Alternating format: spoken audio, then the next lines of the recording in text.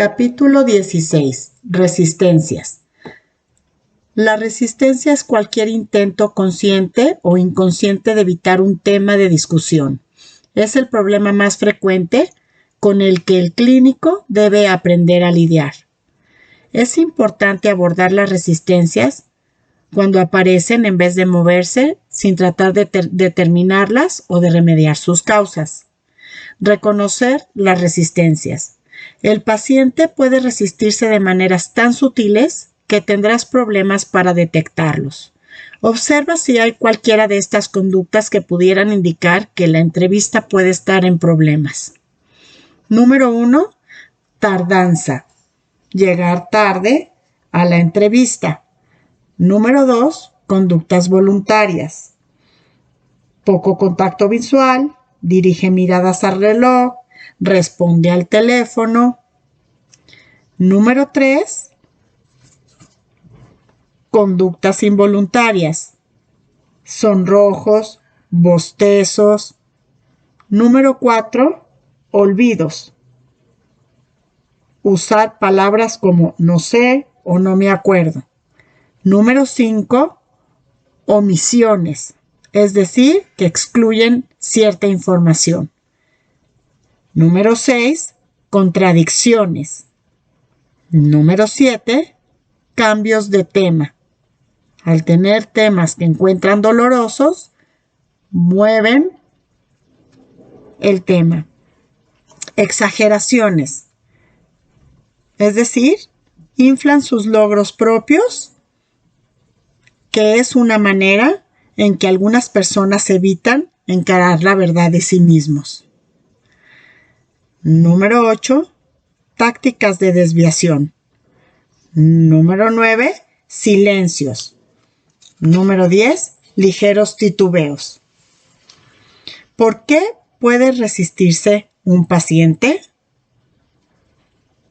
Por evitar la vergüenza, por miedo a las críticas, por evitar la desaprobación, por miedos de sus implicaciones para el diagnóstico, de los posibles pronósticos y tratamientos, por el estigma de las enfermedades mentales, también por el miedo a que un profesional de la salud mental viole la confidencialidad y, por último, por poner en peligro su empleo o estatus legal.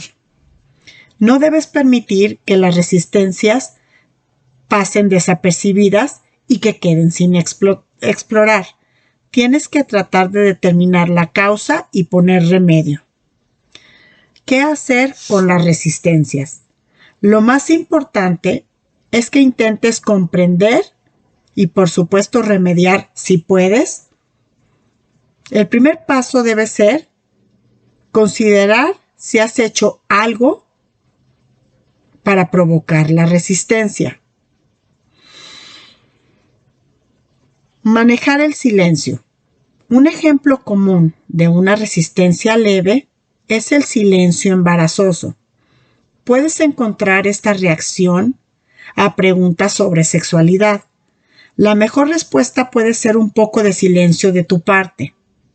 Das al paciente tiempo extra para pensar. Una falta de respuesta prolongada puede sentar un precedente para ocultar información. Da un tiempo razonable, entre 10 y 15 segundos. Si esto no es suficiente para obtener una respuesta, entonces debes intervenir. Por ejemplo, muchas personas tienen dificultades con temas delicados como este. En verdad, lamento que tenga que ponerlo en esta situación, pero para ayudarlo de la mejor manera, necesito toda la información posible. Por favor, intente ayudarme. Una frase como esta sería de gran utilidad para poder romper con esta resistencia. Debes reforzar en el paciente el hábito de responderte. Incluso un gesto es mejor que nada. Posponer la discusión de material difícil es uno de los métodos que se usan con frecuencia para lidiar con las resistencias moderadas o fuertes. La técnica sacrifica información en bienestar del rapport y la integridad de la entrevista. Técnicas que pueden ayudar a superar la resistencia. 1. Enfócate en describir los síntomas. 2. Cambia de los hechos a los sentimientos. 3. Resalta lo normal. 4. Rechaza la conducta y acepta a la persona. 5. Emplea recursos verbales y no verbales para alentar al paciente. 6. Elogia al paciente por responder. Y por último, enfócate en los intereses del paciente. Tardanzas. El paciente que con frecuencia llega tarde a sus citas es el azote de muchos clínicos en el área de salud mental. Si solo ocurre una o dos veces, tal vez puedas ignorar los retardos. La tardanza crónica es un obstáculo para la atención de la salud mental. Esta es una conducta que debes tratar como resistencia. Procura que el paciente no piense que estás ofendido. Más bien, tus palabras y comportamientos deben decir: me preocupa que no estás obteniendo la ayuda que necesitas. Invita al paciente a explorar contigo las posibles razones. Técnicas especiales para contrastar las resistencias. Exagerar las consecuencias negativas que no sucedieron. Al resaltar el peor resultado posible de una conducta, reduces la ansiedad del paciente respecto de lo que en realidad sucedió. Siguiente, inducir al paciente a fanfarronear, insinuando sutilmente que admiras algún aspecto de la conducta en cuestión. Siguiente, ofrecer una excusa para la información negativa, ayudándolo con razones plausibles. Prevención. Monitorea con cuidado tus reacciones a la información que obtienes. Si tus comentarios o expresiones faciales insinúan sorpresa o desaprobación, puedes dañar gravemente el rapport y limitar tanto la cantidad como la calidad de la información. Responde a las preguntas tan honesta y completamente como puedas.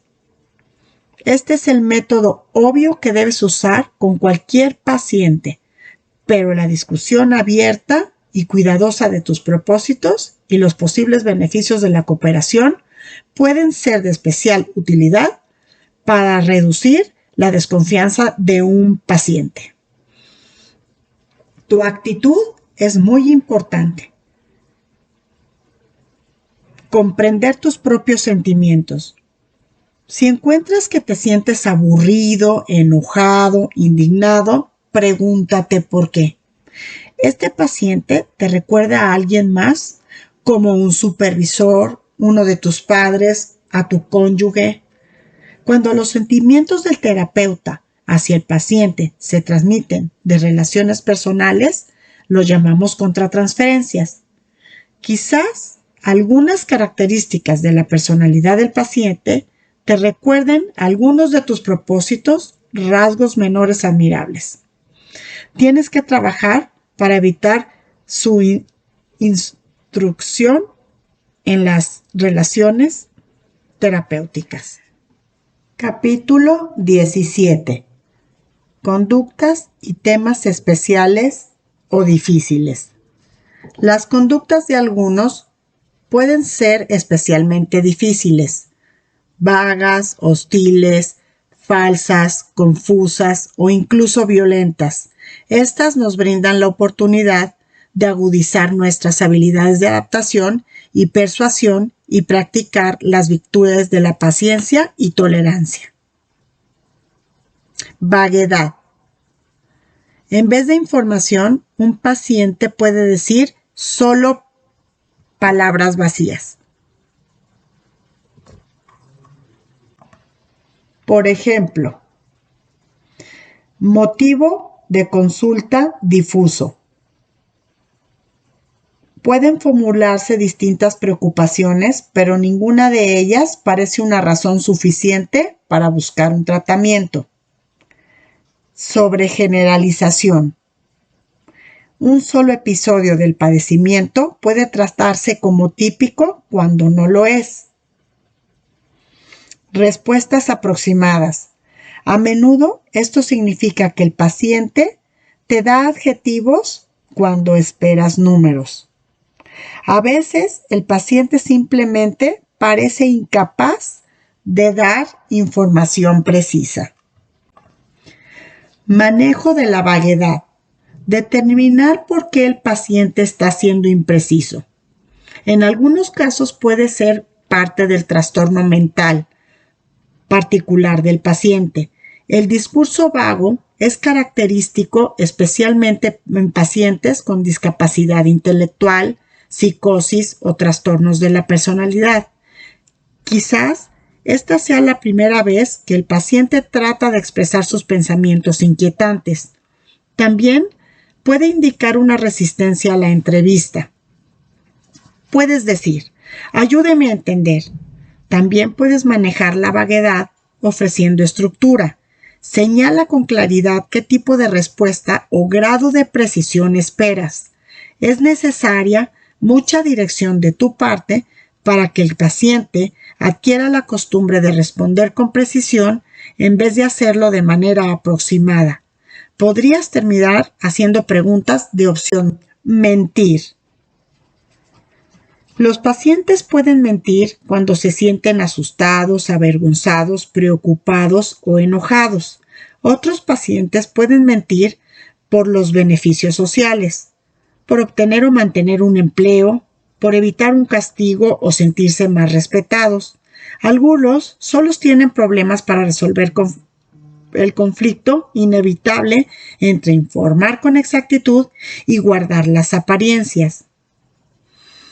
Pistas que podrían advertirte que es posible que el paciente no esté diciendo la verdad. 1. La historia es inconsistente. 2. Preguntas por alguna conducta que a la mayoría de las personas haría sentir avergonzada o culpable. 3. Observas algunas conductas que se han asociado con mentir. 4. Sospechas la existencia de un trastorno de personalidad grave. 5. El paciente parece exagerar sus logros. Manejo de las mentiras. Manejar las mentiras que se sospechan requiere mucho tacto. Necesitas información precisa para hacer un diagnóstico, pero la confrontación abierta implica el riesgo de que la relación se rompa. Antes de decidir el curso de acción, a menudo vale la pena pedir al paciente que repita lo que acaba de decir.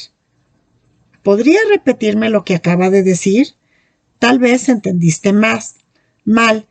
Quizá el paciente se equivocó. En cualquier caso, más detalle podría aclarar el asunto.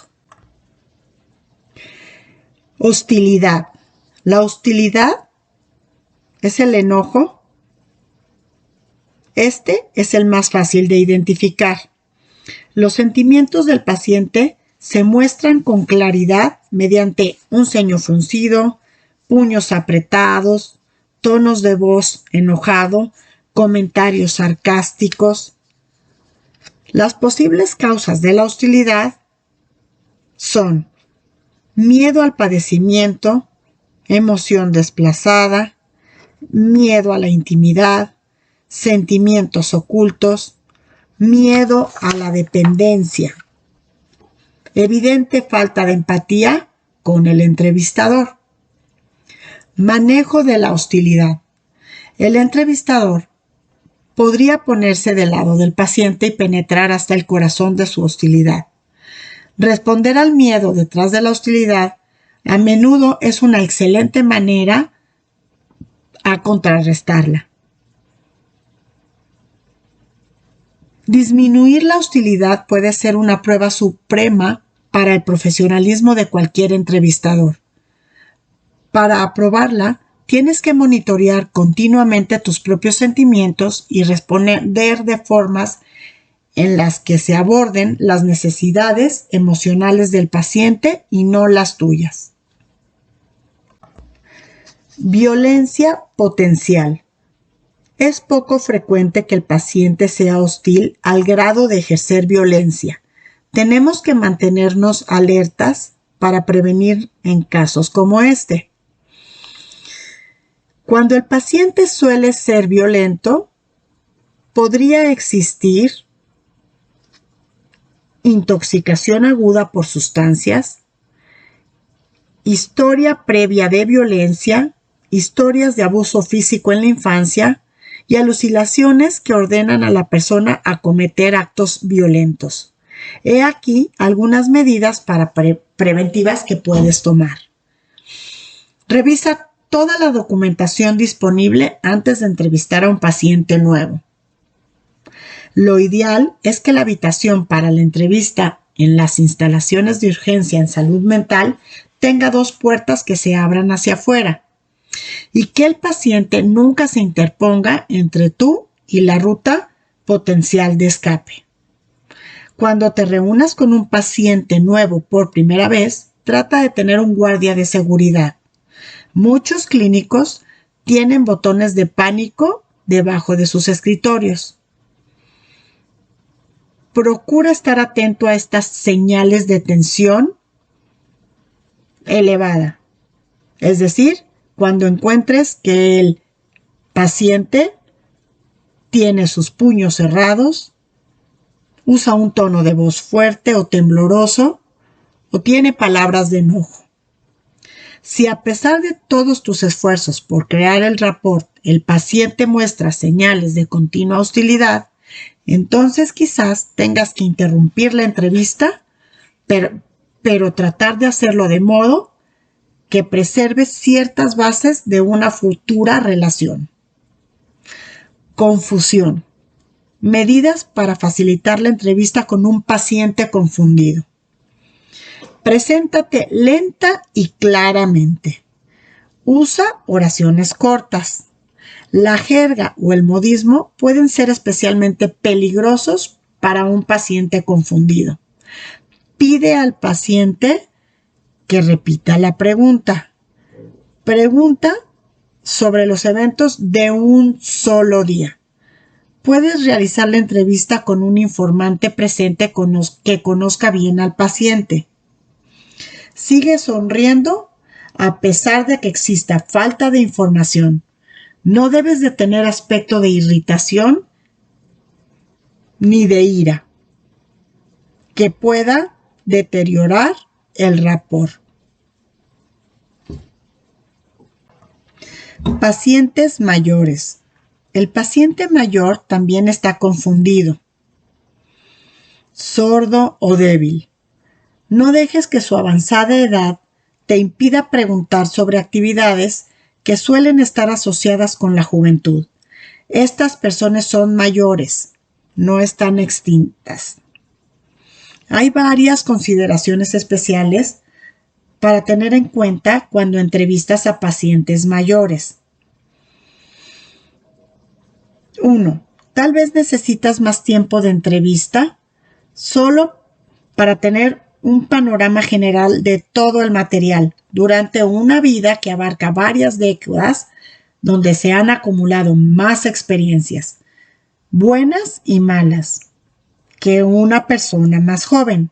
También necesitarás pasar tiempo extra obteniendo información del estado general de salud. 2.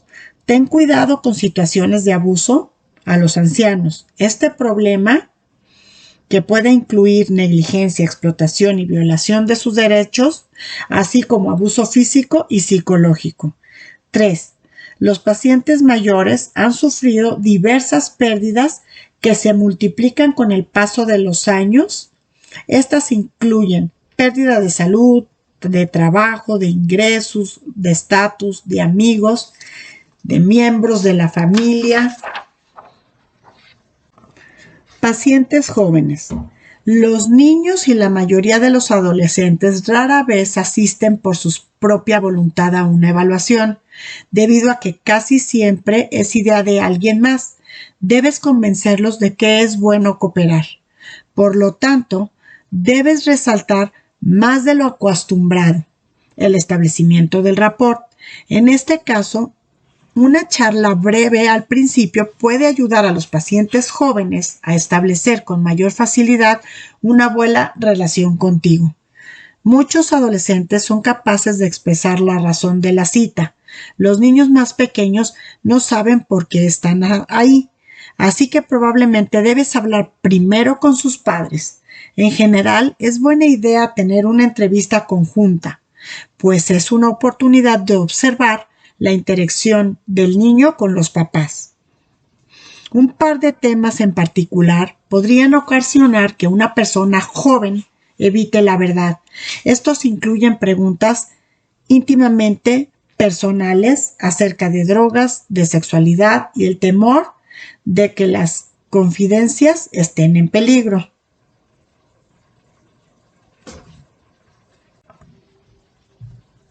Otros temas y conductas. Demandas del paciente. Algunos pacientes sienten que merecen un tratamiento especial. Valorar cada situación y en la medida en que parezca poco factible, entrar en una creciente espiral de concesiones haría una adaptación razonable para aumentar el nivel de comodidad del paciente. También debes hacer hincapié en que la opinión que les dará será tan honesta y seria como la que le darías a cualquier paciente normal. Ceguera, discapacidad visual grave. Con los pacientes ciegos tienes que usar tu tono de voz para indicar que estás atento y debes tener cuidado con las palabras que empleas para decirles lo que quieres que hagan. Si te levantas, hurgas en un cajón o abres un folder, describe tus movimientos. Esto ayuda a responder preguntas antes de que se formulen. Y le dirás al paciente que eres un entrevistador considerado y sensible a las necesidades especiales. Sordera. Discapacidad auditiva grave. Procura no esconder tu boca detrás de la mano o de una hoja de papel. Desde luego, por lo común, no se come ni se bebe nada durante una entrevista. Por esta es una razón más para no hacerlo. Además, no debes gritar. La mayoría de los pacientes con un deterioro importante de la audición usan aparatos para oír más y los ruidos fuertes solo distorsionan el sonido. No debemos menospreciar a estos pacientes. Pueden ser sordos, pero no son niños. Antecedentes diferentes de los tuyos. Debemos estar alerta a los modos de vida distintos de los nuestros. Además, debemos tomar en cuenta las características obvias como edad, género, origen étnico y lenguaje. La búsqueda de atributos definitorios también se pueden aplicar a una amplia variedad de otros factores. Para superar la separación cultural, tal vez puedas explorar la historia del paciente.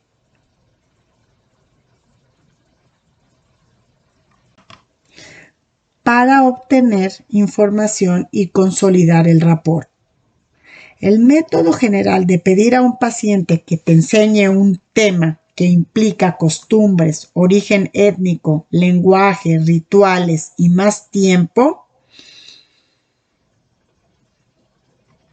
muestra tu interés en el paciente, quien también se beneficiará de una sensación de mayor valor. Llanto. Las lágrimas pueden reducir la velocidad de las cosas por un rato, pero a la larga incluso pueden facilitar el flujo de información acerca de las emociones. Una palmada en el brazo Hace sentir al paciente que te interesa. Ofrecer un pañuelo desechable sirve al mismo propósito. Humor. Las bromas pueden ayudar mucho a reducir la tensión, pero los pacientes a veces disimulan sus preocupaciones recurriendo al humor, de modo que el clínico no las considere con seriedad como algo potencialmente amenazante. En cualquier caso, escucha con cuidado cuando el paciente trate el material delicado con ligereza. Puedes encontrar más razones para preocuparte de lo que aparenta al principio. Y desde luego, procura ser extremadamente cauteloso al decir tus propias ocurrencias. La entrevista, en especial la primera, cuando no conoces bien a la otra persona, no es para darle al paciente la falsa impresión de que eres un bromista en quien no se puede confiar, para que tome con seriedad asuntos delicados. Habla o divagación excesiva. Si los dejas hablar con total libertad, te dirán mucho más de lo que quieres saber. Así que tal vez tengas que intervenir si el paciente divaga para interrumpir. Una entrevista, tienes que hacerlo de una manera elegante. Trata de apoyarte en algo que el paciente haya dicho. Por ejemplo, en respuesta a una pregunta sobre el consumo de drogas, este paciente pasó varios minutos discutiendo el hábito de beber de una prima. Mudez. Al igual que la sordera, la ceguera u otros atributos físicos, la mudez puede existir en grados variables y puede tener diversas causas posibles. 1. Neurológicas. Varios problemas neurológicos. 2. Depresión. Largo periodo de lactancia antes de responder. 3. Conversión.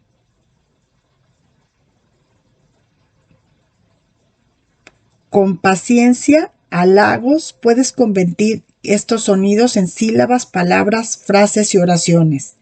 Psicosis. Amenaza con represalias. 5. Ganancias.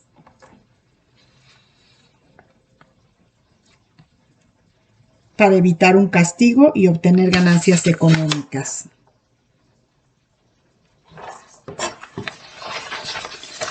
Una relativa escasez de habla que no alcanza a ser mudez total puede indicar temor, vergüenza, confusión, falta de comprensión,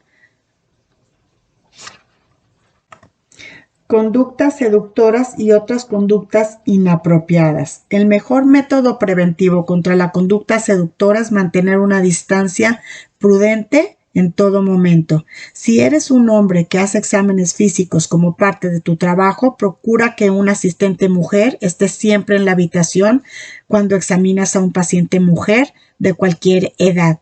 Si eres una mujer que examina a un hombre, haz que un asistente hombre te acompañe. Discapacidad intelectual. La investigación ha mostrado que las preguntas abiertas pueden llevar a estos pacientes a cometer errores en lo que informan, mientras que muchos muestran un sesgo. Muerte inminente. Pide siempre a un paciente que está muriendo que verbalice los sentimientos y reacciones de esta experiencia universal. ¿Cómo responder cuando los pacientes preguntan? Las preguntas ofrecen grandes oportunidades de dar tranquilidad, aliviar ansiedades y reforzar soluciones acertadas. La mejor opción es no responder de manera directa, sino como hacen los políticos cuando se les confronta con una pregunta que no quieren responder. Reformula el tema. Si a mí me pasara todo esto, no sabría cómo manejar los problemas de alguien más. Y en el caso de cualquier otra pregunta para la que no tienes la mejor respuesta, he aquí una alternativa viable. No puedo decirle en este preciso momento, pero planeo descubrirlo de la siguiente manera. Luego, esbozaría una búsqueda en Internet, discusión con colegas, tratar de descubrir nuevos hechos o cualquier otro método que sea razonable. El punto central es la importancia de pensar en cómo trabajar con el paciente y no en su contra. Por lo común eso es fácil, pero a veces requiere generosas porciones de ingenuidad, flexibilidad y Capítulo paciencia. 18. Diagnóstico y recomendaciones. Al concluir las entrevistas, es necesario valorar la información, la cual debe organizarse de tal modo que sea útil para hacer recomendaciones y comunicarla al paciente y a otros profesionales. Diagnóstico y diagnóstico diferencial. Se reconoce el diagnóstico como fundamento esencial para actividades clínicas. Recomendar un tratamiento, predecir el curso del padecimiento, aconsejar a los familiares y comunicarse con otros profesionales de la salud mental. Es difícil exagerar la importancia de un diagnóstico exacto. En la mejor de los casos, un diagnóstico incorrecto retrasa la implementación de un tratamiento eficaz. Un diagnóstico inexacto también puede llevar a un pronóstico demasiado sobrio u optimista. Con ello, los planes del paciente se verán afectados. Una vez hecho el diagnóstico, puede ser difícil revertir los errores. Los errores son instigados por los pacientes y sus familias, a veces durante décadas, y pueden pasar muchos años antes de que un clínico, con una perspectiva fresca, se tome el tiempo para revisar la historia del padecimiento mental crónico del afectado. Hacer un diagnóstico exacto no suele ser tan difícil. En la mayoría de los casos, los criterios del diagnóstico son claros. Alrededor del 20% de los casos, la situación del paciente no es tan obvia. El diagnóstico diferencial es hacer una lista de los posibles diagnósticos que se deben considerar por cada paciente. Por tanto, se debe incluir en el diagnóstico diferencial cada trastorno que se considere posible, aunque sea de una manera remota. Para todo ello, al elaborar el diagnóstico diferencial, necesitas tener en cuenta dos principios. El primero es hacer una lista de los diagnósticos, empezando por el más probable y terminando por el menos posible. A veces llamamos al más probable mejor diagnóstico. Es necesario hacer una lista con otros diagnósticos que deben descartarse o refutarse. Esta lista con tus razonamientos para determinar el orden en que se presentan los posibles diagnósticos constituye el diferencial. Y número 2, el segundo lo llamo principio de seguridad. Siempre hay algunas posibilidades en la lista diferencial con consecuencias potenciales tan funestas que es un peligro total ignorarlas. Por lo común, estas consideraciones de seguridad son los padecimientos relacionados con el uso de sustancias y enfermedades generales, que podrían explicar los síntomas identificados. Elegir el tratamiento. Por fortuna, los pacientes de salud mental y sus terapeutas pueden recurrir hoy a diversos tratamientos biológicos, psicológicos y sociales eficaces. Recalca la importancia de contar con un plan bien organizado para abordar los problemas y asuntos de cada paciente. Por un lado, ayuda al paciente a comprender que consideras qué problema tiene y cómo vas a proceder. Por otro lado, te ayuda a tener presente estos mismos asuntos. Además, debes tener claro el plan de tratamiento que debes brindar al paciente. Este tratamiento es el que podrá brindarte referencias para medir el progreso que lleva el mismo. En el cuadro 18.1 tenemos el esquema de las modalidades de tratamiento en la salud mental. Estas pueden ser psicológica, grupal, conductual, biológica o de intervenciones sociales.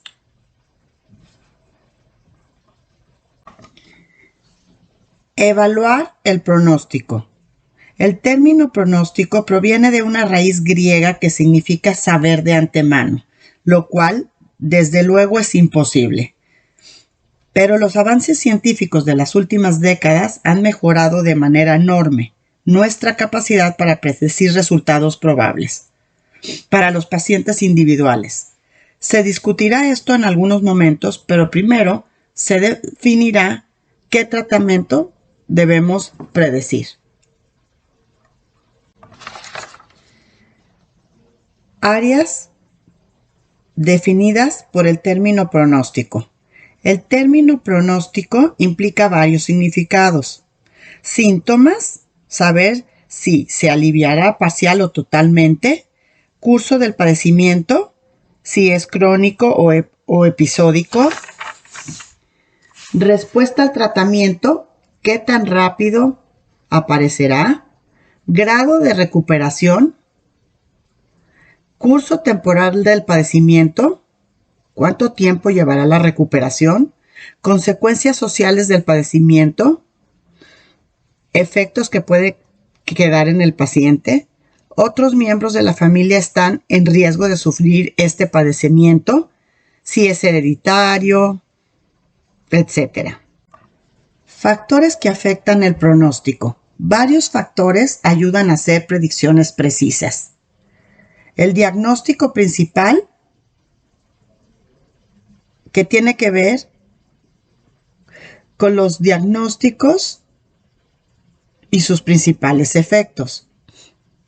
Disponibilidad del tratamiento para el trastorno primario. Duración y curso del padecimiento. Respuestas previas al tratamiento. Adherencias al tratamiento. Apoyo social disponible. Personalidad premórbida. Reciente nivel de funcionamiento. Recomendar más investigación. Puede ser necesario un estudio para confirmar o descartar diagnósticos específicos. Las fuentes de esta información incluyen las siguientes: una revisión de hospitales previos, pruebas de laboratorio, evaluación neuropsicológica formal, entrevista con familiares. Cuando las pruebas de laboratorio o evaluación psicológica están implicadas, debes justificar con base en estos factores: costo de la prueba, el riesgo de la prueba, el valor de la prueba, frecuencia del trastorno, complejidad de la pregunta que se debe responder,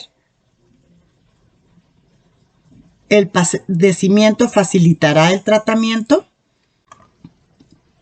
Canalizaciones.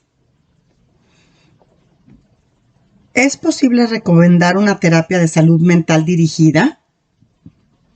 En específico, al motivo de consulta del paciente. También se debe tener en mente que el rango de otros tratamientos y canalizaciones puede ser necesario para ayudar a manejar el conflicto actual o para enfrentar las complicaciones sociales, psicológicas y biológicas secundarias a los problemas principales. Muchas organizaciones e individuos pueden ayudarte a manejar casi cualquier problema que puedas encontrar. Esto es muy afortunado porque ningún clínico tiene la formación y experiencia para todo por sí solo. Es vital conocer los límites de tus capacidades y remitir a alguien externo los aspectos de las dificultades del paciente que otros puedan tratar mejor. Existen otro tipo de recursos que pueden ser eficientes en el tratamiento del paciente, como grupos de Al-Anon, de Alatín, de Alcohólicos Anónimos, de Jugadores Anónimos, así como tratamientos para el uso agudo de sustancias, valoraciones médicas, servicios vocacionales, etc. Capítulo 19. Comunicar los resultados al paciente. El paciente está aprensivo por los resultados de la valoración. Por ello, se debe planear discutirlos con él en cuanto sea posible. Muchos clínicos hacen esto al final de cada entrevista inicial.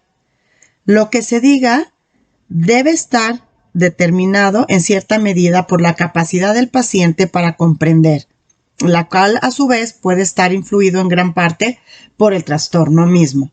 Sin embargo, la mayoría de los afectados pueden comprender y apreciar la verdad, la cual se debe tratar de comunicar. Si se siguen algunas reglas sencillas al comunicar los resultados, se tendrán más posibilidades de que el mensaje sea escuchado y aceptado. Resumir el problema. Al hacerlo, se brinda tranquilidad. Dar un diagnóstico. Plantear el mejor diagnóstico en términos apropiados. Hacerlo sencillo. Es necesario tener en mente lo que el paciente realmente necesita saber y transmitírselo. No usar tecnicismos, lenguaje llano. Pedir retroalimentación. ¿Hasta aquí tiene alguna pregunta? Hacer hincapié en lo positivo. Y por último, mostrar compasión. Discutir el tratamiento. El plan de tratamiento que se diseñe debe estar estructurado como un esfuerzo colaborativo entre paciente y clínico.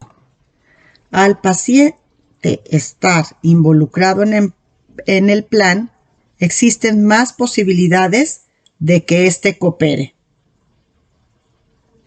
También es importante y se anhela contar con un clínico que sea entusiasta, el cual comprenda que si se hacen preguntas no es para desafiar su autoridad, sino como una oportunidad de que el paciente se haga partícipe en el proceso del tratamiento. Esto reforzaría la adherencia al mismo.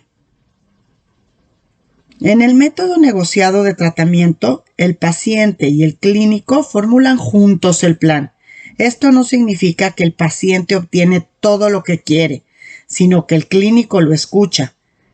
Se puede alentar al paciente a querer o a elegir el plan que se considere el mejor, pero se debe escuchar y reaccionar de manera apropiada si la elección del paciente no es la que se recomienda. Cuando elaboren juntos el plan de tratamiento, se deben considerar varios puntos. Discutir las opciones, es decir, los posibles tratamientos. Mencionar los inconvenientes. Los pacientes necesitan saber estas cosas para que puedan tomar decisiones racionales. Y siempre estar en favor de una opción. Asegurarse de que el paciente comprenda las opciones. Otra forma de ayudar al paciente a comprender es ofrecer un breve resumen escrito de las recomendaciones. Evitar hacer promesas más allá del compromiso de hacer todo lo posible por ayudar. Cuando se ofrece esperanza, debe ser en el contexto de una visión realista de la situación y un plan racional para el futuro. Motivar al paciente. La motivación no se implementa ni el mejor plan de tratamiento del mundo puede lograr algo sin motivación. Es decir, es de vital importancia motivar al paciente para que el tratamiento sea eficaz. Es importante discutir el plan con la familia. Una familia muy unida querrá saberlo todo acerca de su paciente.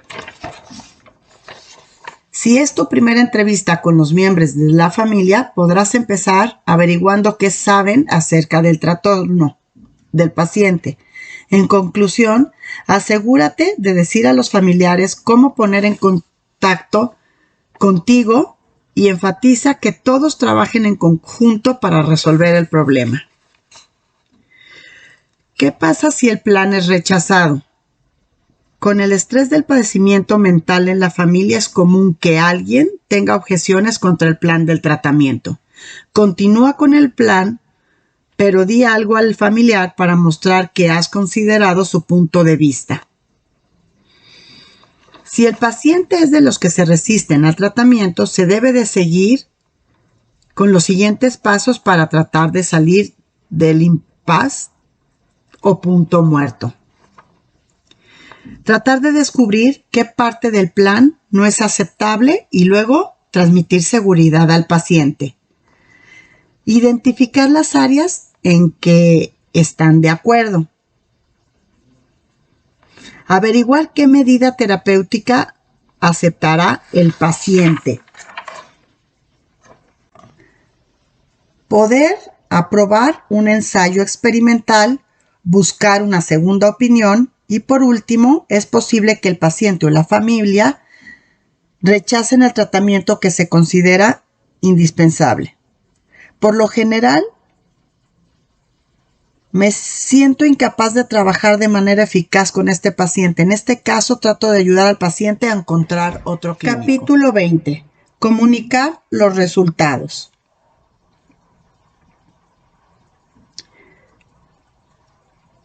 Para comunicar los resultados existen dos maneras, el informe escrito o de un informe oral.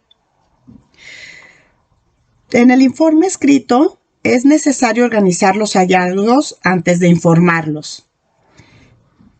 La organización es casi la misma para un informe oral que para un escrito.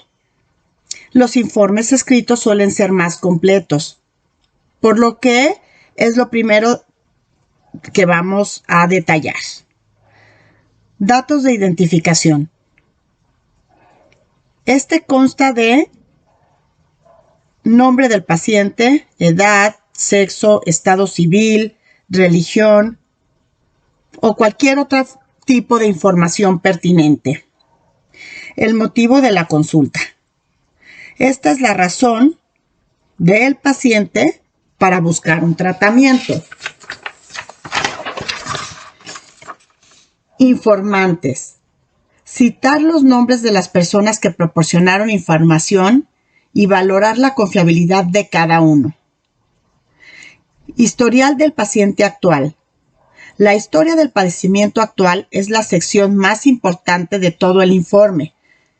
Mientras se redacta la historia, es necesario tener presente varias reglas. Sustentar el mejor diagnóstico. Esto significa que el material que se presente debe reflejar los criterios diagnósticos actuales de el DSM-5. Si la historia es complicada, tratar de esclarecerla. Una manera de lograr esto es dejar para después los detalles que no apoyan el mejor diagnóstico. Editar el material. Se pueden resumir los tratamientos previos en una línea o dos, enumerar las hospitalizaciones, tantas por manía y tantas por depresión, y hacer una lista de síntomas de un episodio típico. Esto le ahorra al lector múltiples repeticiones de información idéntica en esencia. Incluir respuestas negativas significativas. Algunas de las respuestas negativas ayudan a elegir el diagnóstico más probable de una lista diferencial. Tales respuestas se llaman negativas significativas. Deben aparecer en el informe de la historia del padecimiento actual junto con las respuestas afirmativas importantes. Informar los hallazgos en lenguaje llano. El paciente es una persona, no un caso. Siempre hay que tratar de referirse al paciente como una persona con manía o un paciente con esquizofrenia. Estas formas ayudan a preservar en el lector un sentimiento por la humanidad del paciente. Historia personal y social, de la infancia a la vida adulta. Cuando se presenta la información hay que mantener las cosas en orden, apegándose lo más posible a la secuencia cronológica. Comenzar con el nacimiento y la infancia temprana, continuar con la educación, la experiencia militar si la ha habido, sexualidad, matrimonio, historia laboral, historia legal y religión. En esta sección se trata de presentar una imagen razonable completa de los antecedentes del paciente. Historia familiar. Aunque se trata propiamente de una parte de la vida del paciente, la historia familiar suele informarse en un párrafo separado. Se debe incluir los datos obtenidos sobre trastornos físicos y mentales. Historia médica. Es relevante mencionar cualquier operación, enfermedad médica, fármacos actuales y recientes, hospitalizaciones por razones no relacionadas con la salud mental. Hay que hacer una lista de alergias, en especial a los fármacos. Si no se ha hecho, mencionar cualquier hábito como el uso de tabaco, marihuana o alcohol. Examen del estado mental. En muchos casos, gran parte del EEM es normal y por lo tanto puede ser cubierto en pocas líneas. El orden en que se informan las diversas áreas no es tan importante como el hecho de mencionar cada una, aunque solo sea para mostrar que se tomó en cuenta. Describir la apariencia general y la ropa, contrastar la edad aparente con la que el paciente dice tener, procurar mencionar todos los aspectos del estado afectivo. Si es ordinario, regular, será el descriptor, pero también mencionar la labilidad y qué tan apropiado es el afecto de acuerdo con el contexto. Cuando se trate de describir anomalías, no usar términos generales como extravagante o extraño. En lugar de ello, hay que elegir palabras y frases que en verdad sean descriptivas. Se debe recordar que los registros escritos de salud mental son documentos legales. Pueden ser solicitados como pruebas por abogados y los propios pacientes. Así que el tono y la redacción deben resistir un examen minucioso. El rubro de cursos del pensamiento procura mencionar cualquier anomalía de las asociaciones, así como velocidad y ritmo del habla. Al reportar las capacidades cognitivas no es suficiente solo mencionar que el paciente es normal o está intacto. Se debe anotar qué pruebas se aplican, cuáles fueron las respuestas y cómo se interpretan. Registro del diagnóstico. La primera incluye los principales síndromes clínicos, tales como depresiones, psicosis, trastornos de ansiedad, alteraciones en el uso de sustancias. Citar cualquier diagnóstico físico que contribuya a comprender el padecimiento del enfermo, por ejemplo, asma, diabetes, obesidad, epilepsia, del lóbulo temporal. A continuación se presentan los factores estresantes psicosociales que en el transcurso del año anterior hayan causado o afectado el padecimiento mental del paciente o que podrían afectar materialmente el tratamiento. Formulación. Se intenta sintetizar todo lo que se averiguó del pasado del paciente, así como señalar el camino para un mejor futuro. Centrar tus ideas sobre el paciente, resumir la lógica detrás del diagnóstico, identificar las necesidades futuras de información y tratamiento y presentar un breve resumen del paciente. Breve recapitulación. Después de algunos datos de identificación mínimos, describir los síntomas y el curso del padecimiento actual del paciente con base en los hechos de la historia de dicho paciente y en el examen del estado mental. Se puede tomar material de todas las partes del informe que sean necesarias. Y por último, la presentación oral. La presentación oral del material de la entrevista por lo general sigue el mismo patrón que el informe escrito, pero suele ser más breve. De hecho, cualquier presentación oral mayor de 5 a 6 minutos corre el riesgo de provocar aburrimiento y perder la atención de la escucha. Sin embargo, se debe presentar un retrato completo y bien desarrollado que demuestre que también se ha comprendido al paciente. También es necesario demostrar qué tan bien organizado se está. Cuando se haga una presentación oral, hay que procurar estar preparado con el diagnóstico y el diagnóstico diferencial y tener claras las razones para elegir el mejor diagnóstico. Algunos profesores piden defenderlo con base en los datos y la lógica.